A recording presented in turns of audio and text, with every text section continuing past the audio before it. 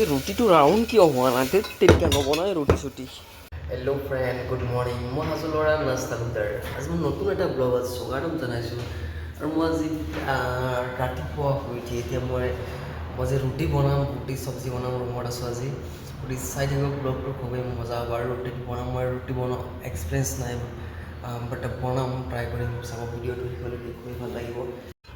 আৰম্ভণি কৰি দিলোঁ ৰুটি বনোৱা, আৰু মই জীৱনৰ ফাৰ্ষ্ট টাইম ৰুটি বনাই আছোঁ ফ্ৰেণ্ড। প্লিজ কেনেকুৱা হ'ল জনাব। আৰু মই ৰুটি বনালে কি হয়, মানে ৰাউণ্ড নহয়, এইটো কাৰণে মোৰ খং উঠি যায়।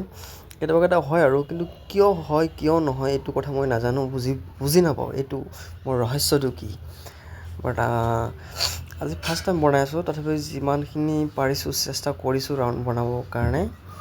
চাওক, আজি চব্জি বনাই আছোঁ, চব্জি ৰুমত আজি ধামাকাদাৰ চব্জি আৰু ৰুটি হ'ব আজি আমাৰ, কোনো ধৰণৰ ভাত নহয়। গতিকে চাওকচোন কেনেকুৱা হৈ আছে। হৈছে আৰু মোটামুটি আৰু। ভিডিঅ'টো যদি ভাল লাগে প্লিজ এটা ছাবস্ক্ৰাইব, ফ'ল' কৰিব, লাইক কৰিবলৈ নাপাহৰিব।